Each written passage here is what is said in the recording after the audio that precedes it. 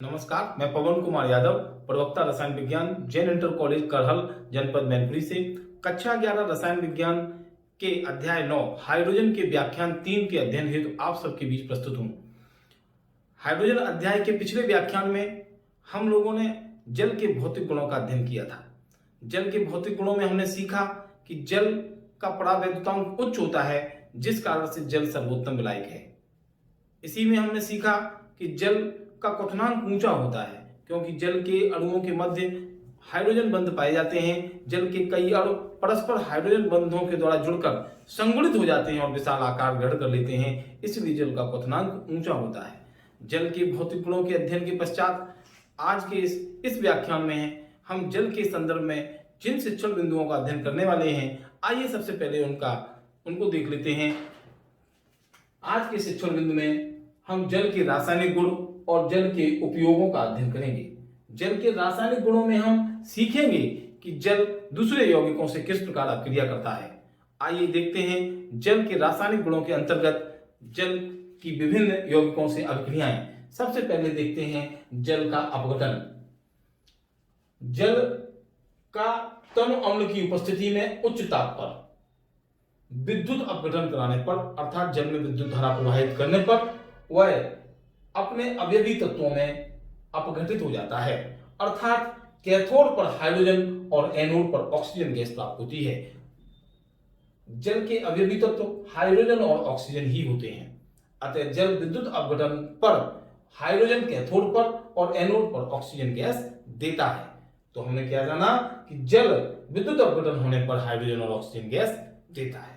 दूसरा है ऑक्सीकरण अभिक्रियाएं। जल सक्रिय धातुओं जैसे सोडियम, मैग्नीशियम, पोटेशियम आदि को ऑक्सीकृत कर देता है। कैसे? 2Na + 2H2O तो प्राप्त होता है 2NaOH और H2। यहां Na की ऑक्सीकरण संख्या शून्य है। स्वतंत्र अवस्था में किसी तत्व की ऑक्सीकरण संख्या शून्य होती है।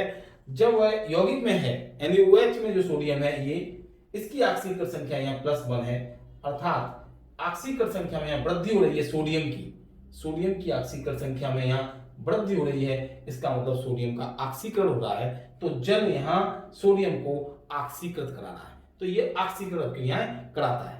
इसी प्रकार मैग्नीशियम की जब जल से क्रिया कराते हैं तो मैग्नीशियम हाइड्रोक्साइड बनता है, जैसे यहाँ सोडियम हाइड्रोक्साइड बना था। ये दोनों क्षार बने तो मैग्नीशियम हाइड्रोक्साइड जब बना तो मैग्नीशियम की ऑक्सीकरण संख्या यहाँ +2 है और यहाँ पर शून्य होती है। कितनी होती है? शून्य। तो इस प्रकार हमने देखा कि मैग्नीशियम का ऑक्सीकरण मैग्नीशियम हाइड्रोक्साइड में हो जाता है। यहाँ मैग्नीशियम की ऑक्सीकरण संख्या 0 से +2 हो जाती है, तो यहाँ ऑक्सीकरण हो रहा है, जो कि जल के द्वारा किया जा रहा है। इस प्रकार हमें मैग्नीशियम हाइड्रोक्साइड और हाइड्रोजन गैस प्राप्त होती है। अगली अभिक्रिया है अपचयन अभिक्रियाएं। यह अपचयन अभिक्रियाएं भी कराता है। धातुओं के साथ जब अभिक्रिया जल करता है तो धातुओं को यह ऑक्सीकृत कर देता है, जबकि अधातुओं के साथ अभिकृत होने पर यह अधातुओं को अपचयित कर देता है। क्या कर देता है? अपचयित कर देता है। अपचयन में क्या होता है? ऑक्सीकरण संख्या में कमी होती है। तत्व की जब ऑक्सीकरण संख्या में कमी होती है तो उसका अपचयन होता है। यहाँ ऑक्सीकरण संख्या फ्लोरीन की, क्योंकि फ्लोरीन यहाँ मुक्त अवस्था में, स्वतंत्र अवस्था में है, तो शून्य है। कितनी है? 0 है। जब इसकी जल से क्रिया कराई जाती है तो 4HF हाइड्रोजन फ्लोराइड बनता है। क्या बनता है? हाइड्रोजन फ्लोराइड बनता है। यहाँ ऑक्सीकरण संख्या फ्लोरीन की -1 हो जाती है, क्योंकि हाइड्रोजन की ऑक्सीकरण संख्या यहाँ +1 है, तो यहाँ फ्लोरीन की ऑक्सीकरण संख्या में कमी हुई है, 0 से -1 हो गई है, इसलिए यहाँ रिडक्शन हो गया है। क्या हो गया है? अपचयन हो गया है। तो इस प्रकार हमने सीखा कि जल अधातुओं से अभिक्रिया करके अधातुओं को अपचयित कर देता है। यहाँ अपचयन हो रहा है धातुओं का। फ्लोरीन यहाँ अधातु है। क्या है? अधातु है। इसी प्रकार हम देखेंगे अगली अभिक्रिया। अगली अभिक्रिया के रूप में हम देखेंगे लवणों का जल अपघटन। लवणों से अभिक्रिया करके जल उन्हें अपघटित कर देता है। जल एक उत्तम विलायक है। जल में आयनिक यौगिक घुल जाते हैं, क्योंकि जल का परावैद्युतांक उच्च होता है। अतः जल सिलिकॉन टेट्राक्लोराइड यानी हैलाइड, कार्बाइड, ऑक्साइड, हाइड्राइड आदि आयनिक एवं सहसंयोजक यौगिकों को जल अपघटित कर देता है। जैसे कैल्शियम हाइड्राइड ये आयनिक यौगिक है, वहीं P4O10 फास्फोरस पेंटाऑक्साइड सहसंयोजक यौगिक है, SiCl4 सहसंयोजक यौगिक है। तो ये सहसंयोजक यौगिकों को या आयनिक यौगिकों को जल अपघटित कर देता है। कैसे? SiCl4 + 2H2O जब सिलिकॉन टेट्राक्लोराइड की जल से अभिक्रिया कराई जाती है तो SiO2 सिलिका बनता है और 4HCl बन जाता है। तो यहां एक अम्ल और दूसरा क्षार बनता है, सिलिका क्षार के रूप में और HCl अम्ल के रूप में। वह अभिक्रिया जिसमें लवण की क्रिया जल से करा देने पर अम्ल तथा क्षार बनते हैं, जल अपघटन कहलाती है। लवण का जल अपघटन कहलाती है। तो यहाँ वही अभिक्रिया हो रही है। देखिए CaC2 कैल्शियम कार्बाइड की क्रिया जब जल से कराई जाती है 2H2O से तो कैल्शियम हाइड्रोक्साइड क्षार बनता है और C2H2 एसिटिलीन गैस बनती है। अगला देखें P4O10 + 6H2O फास्फोरस पेंटाऑक्साइड जब जल से अपक्रिया करता है तो आर्थोफास्फोरिक अम्ल बनता है 4H3PO4। इसी प्रकार CaH2 + 2H2O = CaOH का whole twice + 2H2 hydrogen gas बनती है। तो इस प्रकार हमने देखा कि जल लवण को जल अपघटित कर देता है, लवणों का जल अपघटन हो जाता है जल के द्वारा। अगला देखते हैं ऑक्साइडों पर क्या प्रभाव पड़ता है जल का। जब जल ऑक्साइडों से अभिक्रिया करते हैं, सल्फर ट्राइऑक्साइड, इसका क्या नाम है? सल्फर ट्राइऑक्साइड SO3, जब जल इससे क्रिया करता है तो अम्ल बनते हैं। क्या बनते हैं? अम्ल बनते हैं। ऐसे ही कैसे H2SO4 अम्ल बना, सल्फ्यूरिक अम्ल। SO3 की क्रिया H2O से कराने पर सल्फ्यूरिक अम्ल प्राप्त होता है। इसी प्रकार chlorine oxide, chlorine 7 oxide, 7th oxide Cl2O7 की क्रिया जब जल से कराते हैं तो क्लोरस अम्ल बनता है। इसी प्रकार नाइट्रोजन पेंटाऑक्साइड की क्रिया जल से कराने पर नाइट्रिक अम्ल प्राप्त होता है। वहीं क्षारीय ऑक्साइडों की क्रिया जब हम जल से कराते हैं तो क्षार प्राप्त होते हैं, जैसे Na2O सोडियम ऑक्साइड। जब हम उसकी क्रिया जल से कराते हैं तो सोडियम हाइड्रोक्साइड NaOH बनता है। कैसे?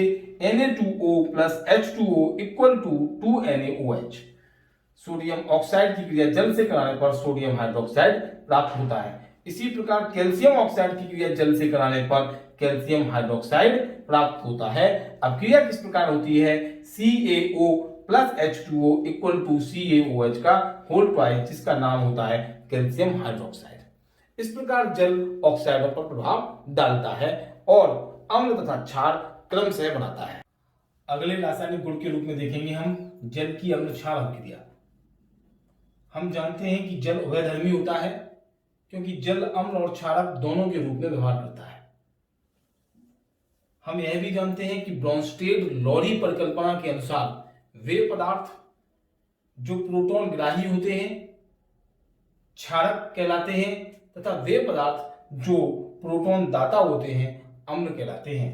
जैसे कोई पदार्थ A है, यदि वह पदार्थ प्रोटॉन H+ को ग्रहण कर सकता है तो हम उसे मानेंगे प्रोटॉन ग्राही, तो वह क्षारक होगा।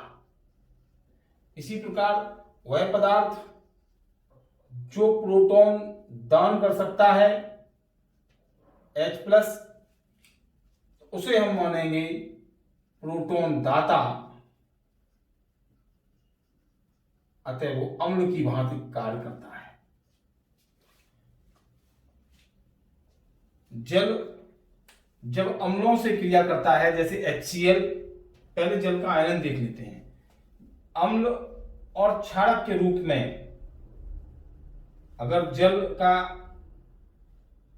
एक अणु अम्ल के रूप में और दूसरा अणु क्षारक के रूप में कार्य कर रहा है, तो देखेंगे हम कि जल का आयनन कैसे होगा। हम जानते हैं कि जल का आयनन होता है H2O H+ और OH-। इस जल का आयनन भी ऐसे ही होगा अणु का, और इस अणु का आयनन भी H++ OH- के रूप में होगा। तो यहां देखिए यह अम्ल क्यों है? क्योंकि इसने H+ का दान किया है। वह पदार्थ जो प्रोटॉन दाता है अम्ल कहलाता है। तो यहां से एक H+ इसके पास गया, प्रोटॉन गया, तो ये हो गया H3O। क्या हो गया? H3O+। और शेष भाग क्या बचा? जब H+ चला गया तो शेष भाग बचा OH-, इसे यहां लिख दिया गया।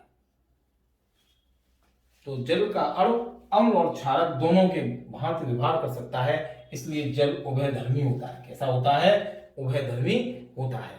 इस क्रिया में हमने देखा कि जब जल से के दो अणुओं की हमने इस प्रकार परस्पर क्रिया कराई कि एक अणु अम्ल और दूसरा अणु क्षारक की भांति कार्य कर रहा है, क्योंकि एक अणु ने प्रोटॉन दूसरे अणु को दिया है तो H3O+ बना और दूसरे में OH- शेष बच गया, भाग वो हमारा रह गया। अब देखते हैं कि अम्ल से यानी किसी अम्ल से जब H2O की क्रिया कराते हैं तो वह क्षार की भांति किस प्रकार व्यवहार कर सकता है। यहाँ HCl से जब हमने जल की क्रिया कराई H2O की, तो HCl का आयनन होगा H+ और Cl- में। ये वाला H+ कहां जाएगा? इस H2O के पास जाएगा तो बन जाएगा H3O+।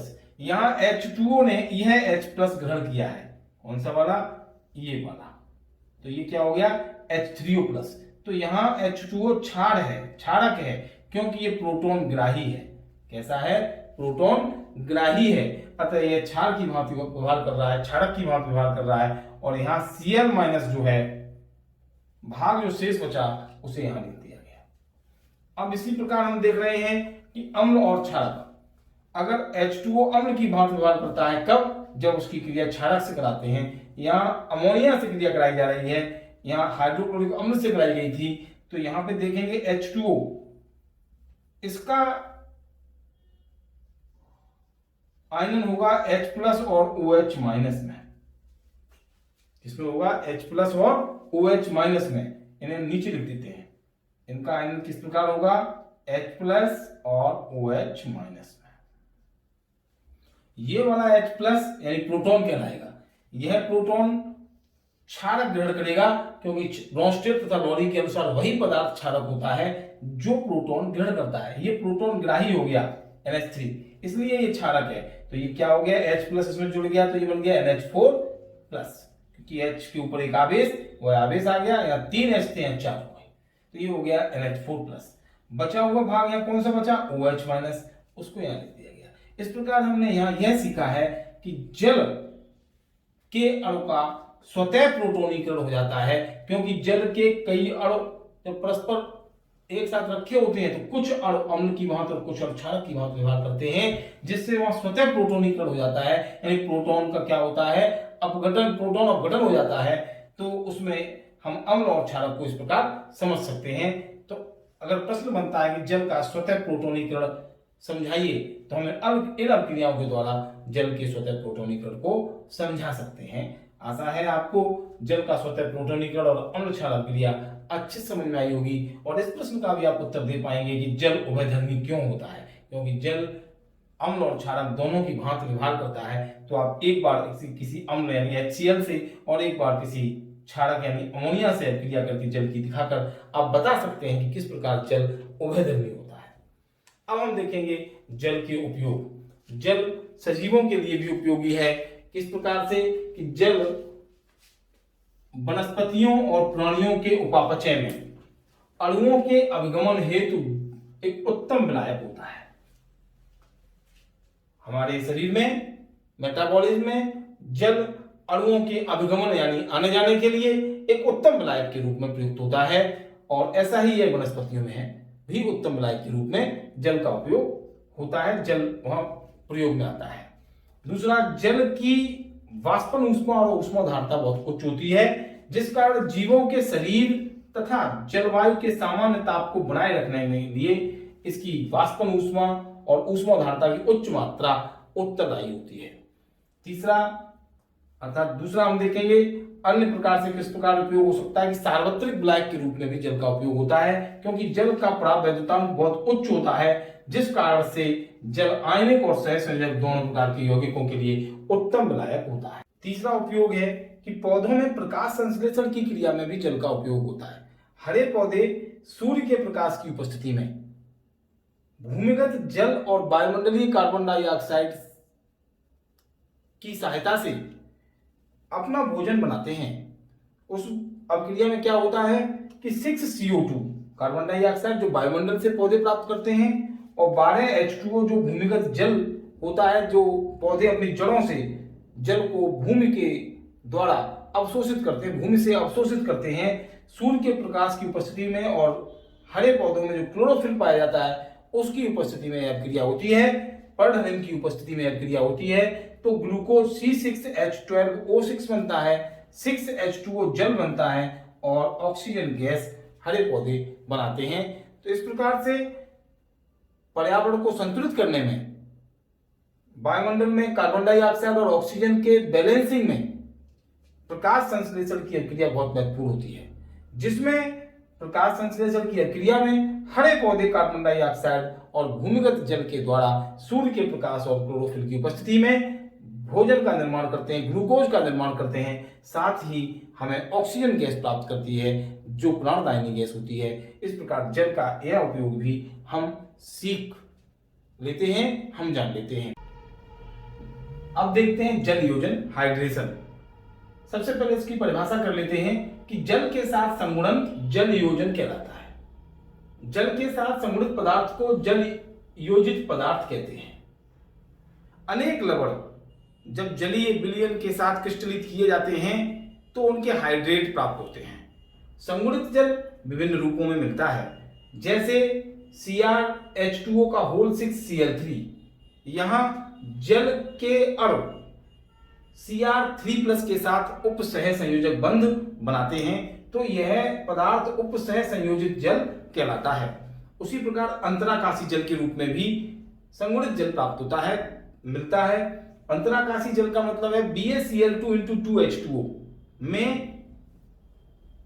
जल के अणु H2O के अणु barium chloride BaCl2 barium chloride के संरचना के अंतराकाश में अर्थात रिक्त स्थानों में स्थित होते हैं। तो इस प्रकार जल योजन में क्या हमने सीखा कि जल के साथ संगुणन जल योजन कहलाता है, और संगुणित पदार्थ जो जल के साथ होता है उसे जल योजित पदार्थ कहते हैं। जैसे यहाँ CrH2O का होल 6Cl3 और BaCl2 दो संगुणित पदार्थ हैं जिन्हें हम जल योजित पदार्थ कह सकते हैं।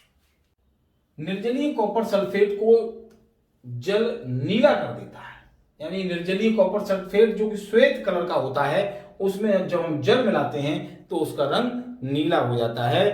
तो देखिए किस प्रकार क्रिया होती है कि CuSO4 जो निर्जल है, अभी श्वेत है, व्हाइट कलर का है, जब उसमें जल मिलाया जाता है तो वह जल योजित हो जाता है, उसमें 5H2O जुड़ जाते हैं, हाइड्रेटेड हो जाता है। तो CuSO4 × 5H2O, यह कॉपर सल्फेट नीले रंग का होता है। कैसे रंग का होता है? नीले रंग का होता है। यहाँ कॉपर सल्फेट का नीला रंग Cu++ आयनों के कारण होता है, ठीक। और ये Cu++ आयन कब बनते हैं? जब CuSO4 में हम जल मिलाते हैं तो Cu++ आयन बनते हैं, और ये अंदर ही जल योजित कॉपर सल्फेट तैयार हो जाता है जो नीले रंग का होता है। इस प्रकार हम जल का परीक्षण कर लेते हैं कि हमारा जल का टेस्ट हो गया। हाइड्रोजन अध्याय की आज के इस व्याख्यान में हमने जल के रासायनिक गुण, जल के परीक्षण और जल के उपयोगों का अध्ययन किया।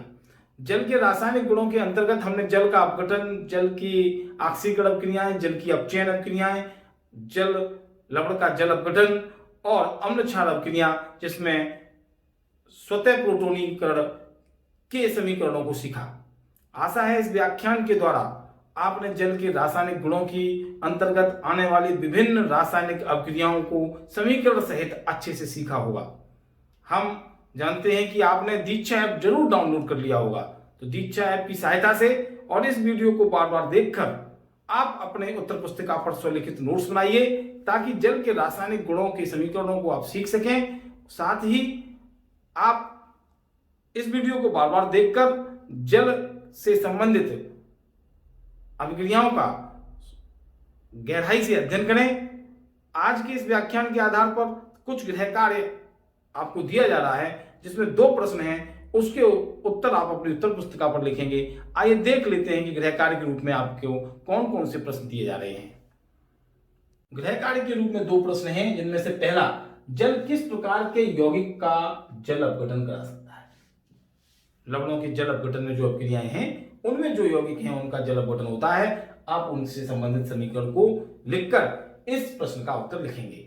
दूसरा प्रश्न है, जल के स्वतः प्रोटोनीकरण को समझाइए, आवश्यक समीकरण भी दीजिए। इस पर हम लोगों ने विस्तृत चर्चा की है। इस प्रश्न को आवश्यक समीकरणों के द्वारा आप इसका उत्तर लिखेंगे। अगले व्याख्यान में, हाइड्रोजन के व्याख्यान 4 में, हम लोग भारी जल का, जिसका सूत्र D2O होता है, उसका विस्तृत अध्ययन करेंगे। आप सभी को उज्जवल भविष्य की शुभकामनाएं, बहुत बहुत आशीष। नमस्कार।